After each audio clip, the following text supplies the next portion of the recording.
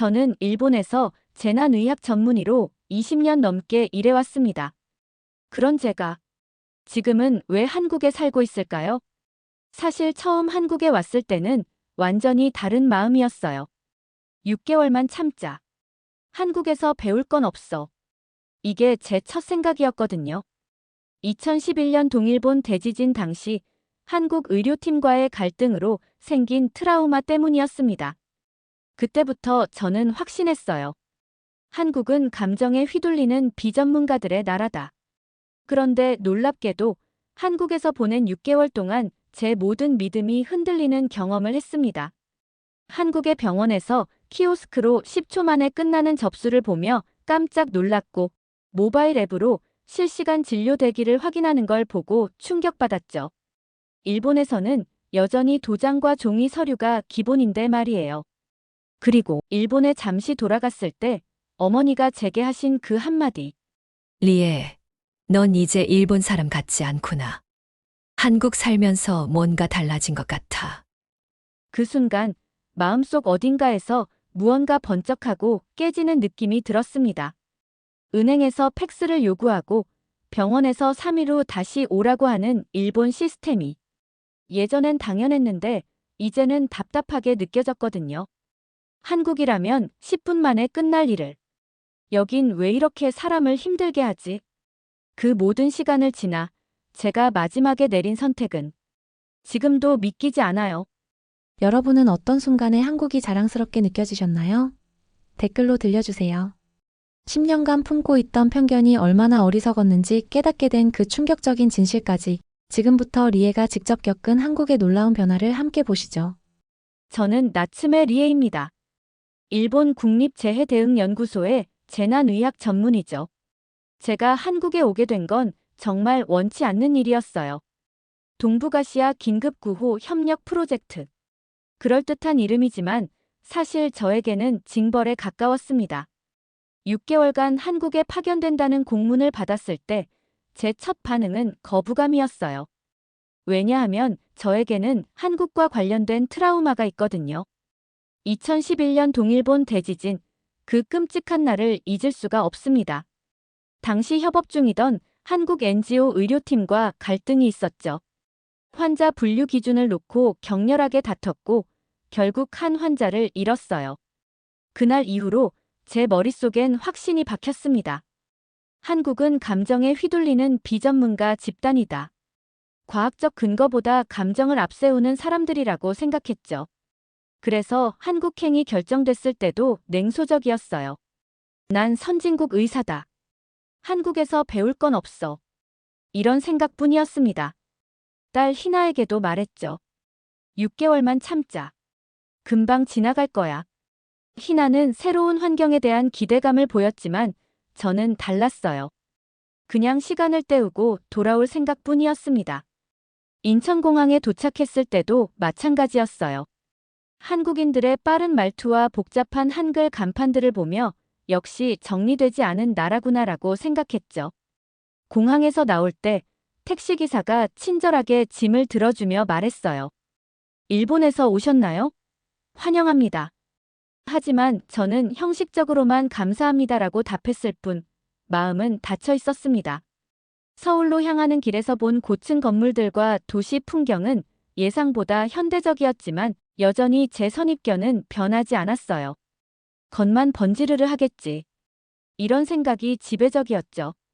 그때까지만 해도 저는 몰랐습니다. 이 6개월이 제 인생을 완전히 바꿔놓을 거라는 걸요. 제가 가진 모든 편견과 오해가 산산조각 날 거라는 것도 말입니다. 서울의 대학병원에 배치된 첫날, 저는 완전히 당황했습니다. 제가 예상했던 것과는 정반대였거든요. 병원 로비에 들어서자마자 키오스크들이 줄지어 있었어요. 접수부터 진료 예약, 수납까지 모든 게 자동화되어 있었죠. 일본에서는 아직도 창구에서 일일이 수기로 처리하는 게 대부분인데 말이에요. 이거 어떻게 사용하는 거죠? 제가 당황해하자 옆에 있던 한국인 환자가 친절하게 알려줬습니다. 휴대폰으로 QR코드만 찍으면 돼요. 더 놀라운 건 모바일 앱이었어요. 병원 예약부터 진료 확인, 처방전 조회까지 모든 게 휴대폰으로 가능했습니다. 실시간으로 대기 순서도 확인할 수 있고 진료가 끝나면 자동으로 알림이 왔죠. 일본은 서구화를 일찍 시작했지만 지금은 한국이 훨씬 더 현대화됐군요. 속으로 인정할 수밖에 없었습니다. 병원 밖에서도 마찬가지였어요. 은행 업무는 물론이고 통신요금 변경, 주민센터 민원까지 모바일로 단 몇 분 만에 해결됐습니다. 일본에서는 여전히 도장과 종이 문서가 기본인데 말이에요. 특히 인터넷 뱅킹 시스템에는 정말 놀랐습니다. 24시간 언제든지 거래할 수 있고 계좌 이체도 실시간으로 처리됐죠. 일본은 아직도 평일 오후 3시까지만 가능한 은행이 많거든요.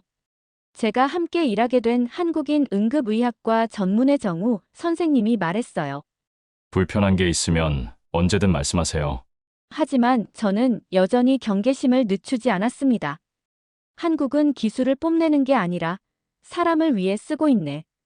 이런 생각이 들었지만 겉으로는 냉담함을 유지했죠. 10년 전 그 일이 계속 머릿속을 맴돌았거든요. 정우와의 첫 회의에서도 써먹했습니다. 협력이 목표입니다라고 말했지만 제 마음은 벽을 쌓고 있었어요.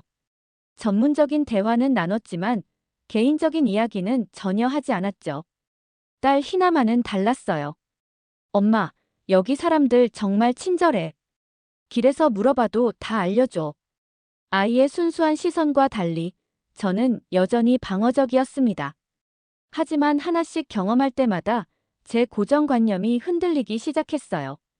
한국의 시스템은 효율성을 위한 효율성이 아니라 정말로 사람들의 시간과 불편함을 줄이기 위한 것 같았거든요. 그래도 저는 스스로에게 말했습니다. 6개월만 견디자. 아직은 마음의 문을 열 준비가 되지 않았었어요. 한국에 온 지 한 달 정도 지났을 때 충격적인 소식이 들려왔습니다. 일본의 규모 7.2의 대지진이 발생한 거예요. 뉴스를 보는 순간 온몸이 얼어붙었습니다. 진원지가 도쿄 근처였거든요. 제가 일하던 연구소도 피해를 입었고 동료들 중 일부는 부상을 당했다는 연락이 왔죠. 리에 선생님, 괜찮으세요? 정우가 진심 어린 목소리로 물었습니다. 가족이나 동료분들은 안전한가요? 저는 그냥 고개만 끄덕였어요. 감정을 드러내고 싶지 않았거든요. 뉴스 화면만 멍하니 바라보며 일본의 상황을 확인했습니다. 그때 정우가 말했어요. 힘드시겠지만 혹시 도움이 필요한 게 있으면 언제든 말씀하세요. 저희 병원에서도 의료 지원을 보낼 수 있어요. 한국 의료진들이 자발적으로 일본 지원을 제안하는 걸 보며 복잡한 마음이 들었습니다. 10년 전 제가 가졌던 편견과는 다른 모습이었죠. 그날 저녁 서울 시내를 걸으며 고층 건물들을 올려다봤어요. 처음엔 불안했거든요. 지진이 자주 나는 일본에서 살던 사람에게 이런 높은 건물들이 위험해 보였으니까요. 걱정 마세요. 정우가 제 표정을 읽었는지 말했습니다. 한국은 지진 위험이 거의 없어서 건축 기준이 달라요. 안전해요. 그 말을 들으며 생각했죠. 일본은 언제 터질지 모르는 시한폭탄 위에 살고 있지만 여긴 참 안정적이야. 딸 희나도 일본 뉴스를 보며 걱정했어요. 할머니는 괜찮을까? 친구들은? 저는 희나를 안아주며 말했습니다. 다 괜찮을 거야. 하지만 속으로는 불안했어요. 일본에 있는 어머니와 연락이 안 되고 있었거든요. 통신망이 마비된 상태였죠. 다음 날 아침, 정우가 커피를 건네며 말했습니다. 어머님과 연락되셨어요? 제가 고개를 젓자 저희 병원에서 국제구호 네트워크를 통해 안부를 확인해 드릴 수 있어요. 그 순간 10년 전 한국 의료팀에 대한 제 편견이 잠시 흔들렸습니다. 이들은 감정적이기보다는 실질적인 도움을 주려고 했거든요. 감사합니다. 처음으로 진심을 담아 말했어요. 그리고 그날 오후 어머니가 무사하다는 소식을 들을 수 있었습니다. 한국 땅에서 일본의 재난을 바라보며 깨달았어요. 재난 앞에서는 국경도 편견도 의미 없다는 걸 말이에요. 그리고 한국 사람들의 따뜻한 관심이 생각보다 진실했다는 것도요. 그래도 여전히 마음의 벽은 높았습니다. 한 번의 경험으로 10년간 쌓인 편견이 쉽게 무너지지는 않았거든요. 한국 체류 중 제가 머물게 된 곳은 서울 강남의 중형 아파트였습니다. 처음 들어갔을 때 깜짝 놀랐어요. 일본에서 살던 제 아파트를 떠올려 봤거든요. 40평대로 도쿄에서는 꽤 큰 편이었죠. 하지만 화장실은 하나뿐이고 구조도 비효율적이었어요. 복도가 좁고 방들이 각각 떨어져 있어서 공간 활용도가 떨어졌습니다. 그런데 한국 아파트는 달랐어요. 화장실이 2개나 있었고 안방과 거실이 자연스럽게 연결되어 있었죠. 수납 공간도 곳곳에 잘 배치되어 있었습니다. 엄마, 화장실이 2개야. 너무 좋다. 딸 희나가 신나게 말했어요. 여기 진짜 집 같아. 저도 동감했습니다. 특히 주방 구조가 인상적이었어요.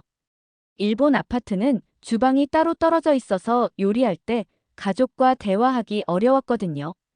하지만 여기는 거실과 주방이 하나로 연결되어 있어서 요리하면서도 희나와 이야기할 수 있었죠. 한국 사람들은 주거의 질을 진심으로 중요하게 여기는구나. 이런 생각이 들었어요. 베란다에서 바라본 서울 야경도 아름다웠습니다.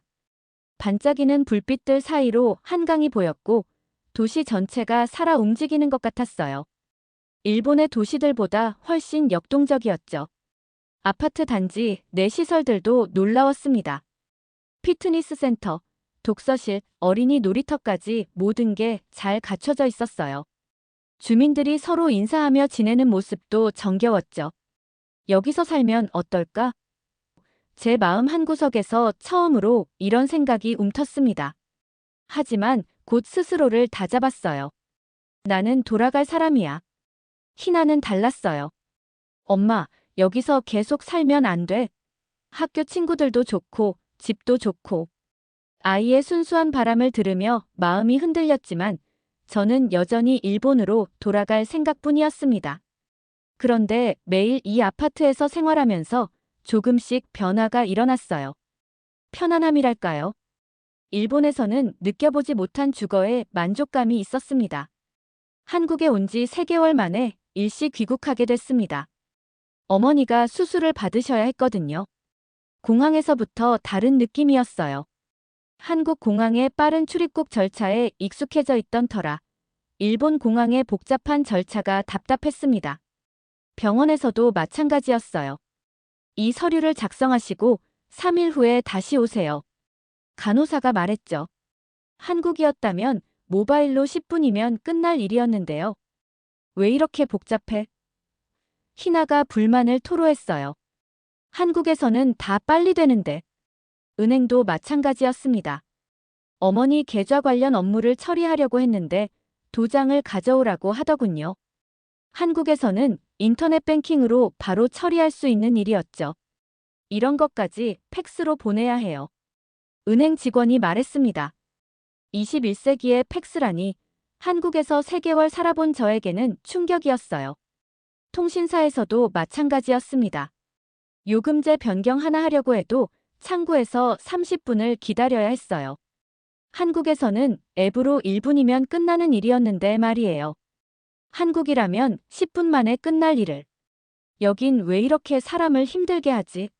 속으로 생각했습니다. 관공서는 더했어요. 주민등록 관련 업무 하나 처리하려고 해도 여러 번 방문해야 했죠. 서류도 복잡하고 대기 시간도 길었습니다. 그날 밤 정우와 영상통화를 했어요. 처음으로 진심을 꺼냈습니다. 한국 시스템이 정말 대단하다는 걸 이제야 깨달았어요. 제가 말했죠. 기술이 앞선 게 아니라 사람 중심이었던 거예요. 어떤 의미예요? 정우가 물었습니다. 효율을 위한 효율이 아니라 시간을 줄여서 삶을 지키는 구조였죠. 일본과 가장 다른 점이 그거였어요. 제가 답했습니다. 정우는 미소 지으며 말했어요. 그 말 녹음해둘게요. 리에 선생님이 한국 칭찬하신 거 처음이네요. 그 순간 깨달았어요. 제가 한국에서 경험한 것들이 단순한 기술의 차이가 아니라 사람을 대하는 철학의 차이였다는 걸 말이에요. 한국으로 돌아가기 전날 밤 우연히 본 다큐멘터리가 제 인생을 바꿔놓았습니다. 동일본 대지진 10년, 그날의 기록이라는 제목이었어요. 저는 그냥 지나치려 했는데 한 장면이 제 눈길을 끌었습니다. 한국 NGO 의료팀장 김민수 씨의 인터뷰가 나왔거든요. 바로 10년 전 저와 갈등했던 그 사람이었습니다. 당시 환자 분류는 트리아지 원칙에 따라 진행됐습니다. 김민수 씨가 말했어요. 생존 가능성이 가장 높은 환자를 우선 구조하는 것이 재난 상황에서의 원칙이죠. 제 손이 떨리기 시작했어요. 그는 계속 말했습니다. 일본 동료가 주장했던 방식은 인도적으로는 이해하지만 의학적으로는 위험한 선택이었습니다. 골든타임을 놓치면 더 많은 생명을 잃을 수 있거든요. 화면에는 당시 상황이 재현되고 있었어요.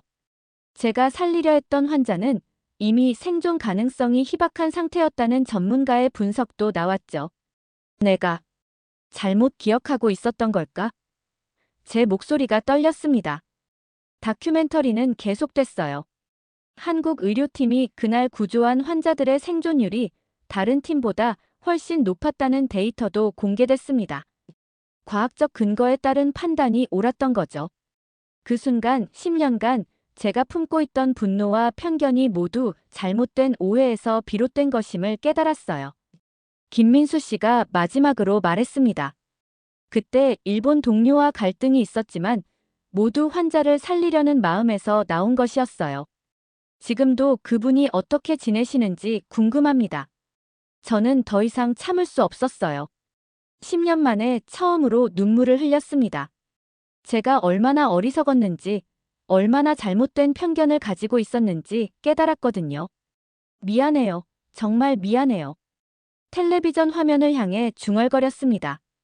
그리고 그날 밤, 제 인생에서 가장 긴 성찰의 시간을 가졌어요.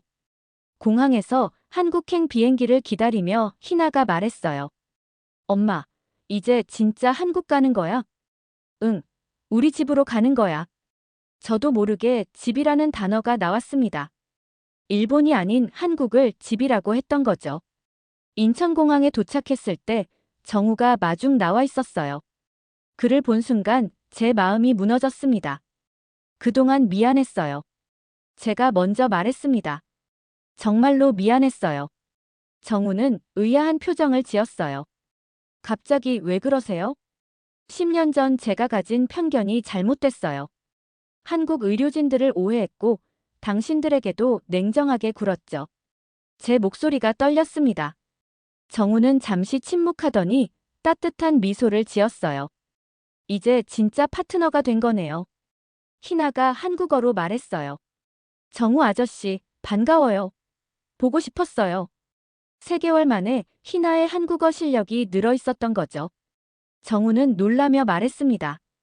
희나야, 한국어 정말 잘하네. 차 안에서 정우가 말했어요. 리에 선생님이 없는 동안 병원에서 많이 기다렸어요.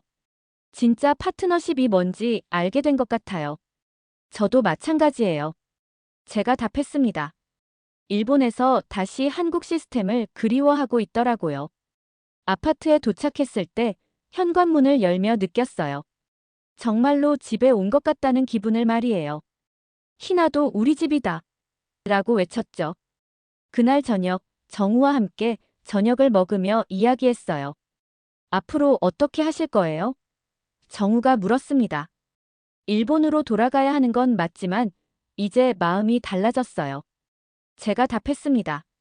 한국이 2번째 고향이 된 것 같아요. 정우는 고개를 끄덕였어요. 언제든 다시 오세요. 기다릴게요. 그 순간 깨달았어요. 제가 한국에서 얻은 건 단순한 기술적 경험이 아니라 사람과 사람 사이의 진정한 신뢰였다는 걸 말이에요. 6개월 파견 기간이 끝나고 일본으로 돌아갔지만 제 마음은 계속 한국에 있었어요. 결국 1년 후 저는 중대한 결정을 내렸습니다. 일본 연구소를 그만두고 한국에서 새로운 삶을 시작하기로 한 거죠. 정우는 제 결정을 들었을 때 정말 기뻐했어요. 정말 오시는 거예요? 네, 이제 진짜 파트너가 되러 왔어요. 희나도 한국 초등학교에 잘 적응했습니다. 한국어와 일본어를 자유자재로 구사하며 친구들과 어울려 놀았어요. 엄마, 나 한국 애들이랑 놀 때가 제일 재밌어. 저와 정우는 재난의학과 응급의학을 접목한 새로운 프로그램을 개발했습니다. 한국의 효율적 시스템과 일본의 재난 대응 경험을 결합한 모델이었죠. 어느 날 의료진 교육 세미나에서 강연할 기회가 있었어요. 제가 마지막에 한 말은 이거였습니다. 진짜 고향은 태어난 곳이 아니라 마음이 머무는 곳입니다. 청중들이 조용히 들었어요. 저에게는 이제 두 개의 고향이 있어요. 하나는 저를 길러준 일본, 그리고 하나는 저를 다시 살게 한 한국입니다. 박수가 터져 나왔어요. 정우도 뒤에서 미소 지으며 박수를 쳤죠. 제가 한국에서 배운 건 기술이 아니에요. 사람을 대하는 방식이었죠. 제가 계속 말했습니다. 편견을 버리고 마음을 열면 세상은 우리가 생각하는 것보다 훨씬 넓고 따뜻하다는 걸 깨달았어요. 강연이 끝나고 정우가 말했어요. 정말 멋진 강연이었어요. 우리의 선생님의 진심이 다 전해졌을 거예요. 그날 밤 희나와 함께 한강을 걸으며 말했어요. 희나야, 우리 정말 좋은 선택을 한 것 같아. 응, 엄마. 나도 여기가 좋아. 희나가 대답했습니다. 1년 후 저희는 한일 응급의료 협력 프로그램의 공동 책임자가 되었어요. 두 나라의 의료진들이 함께 훈련하고 재난 상황에서 협력하는 시스템을 만들었죠. 마지막 장면에서 저는 정우와 함께 국제재난의학 세미나에서 발표를 하고 있었어요. 한국 의료진들과 나란히 서서 말이에요. 예상하지 못한 선택이 제 인생을 바꿨습니다. 저는 청중들을 바라보며 말했어요. 편견을 버리고 새로운 것을 받아들일 때 우리는 더 나은 사람이 될 수 있어요. 그리고 진정한 고향을 찾을 수 있죠. 정우가 제 옆에서 말했어요. 이제 우리는 진짜 한 팀이네요. 저는 미소 지으며 답했어요. 네, 앞으로도 계속 함께 갑시다. 그렇게 저의 한국 이야기는 새로운 시작이 되었습니다. 두 나라를 연결하는 다리 역할을 하며 더 많은 사람들에게 편견을 넘어선 진정한 소통의 가치를 전하고 있어요. 여기까지가 제 이야기입니다. 처음에는 원치 않았던 한국행이었지만 결국 제 인생을 완전히 바꿔놓은 소중한 경험이 되었어요. 편견이라는 건 참 무서운 것 같아요. 한 번 생기면 현실을 제대로 보지 못하게 만들거든요. 하지만 용기를 내어 마음을 열면 세상은 우리가 생각하는 것보다 훨씬 아름답다는 걸 깨달을 수 있어요. 지금도 저는 한국에서 행복하게 살고 있습니다. 정우와 함께 더 나은 의료 시스템을 만들기 위해 노력하고 있고, 희나는 두 나라의 언어와 문화를 모두 사랑하는 아이로 자라고 있어요. 이 이야기를 들어주신 모든 분들께 감사드립니다. 혹시 여러분도 누군가에 대한 편견을 가지고 계신다면 한 번쯤 그것이 정말 맞는 것인지 되돌아보시기 바랍니다. 진정한 소통은 서로를 이해하려는 마음에서 시작된다는 걸 저는 한국에서 배웠거든요. 오늘 영상이 마음에 드셨다면 구독, 좋아요로 응원해주세요. 여러분의 관심이 저에겐 큰 힘이 됩니다. 그럼 다음에 더 즐거운 영상으로 찾아뵙겠습니다. 감사합니다.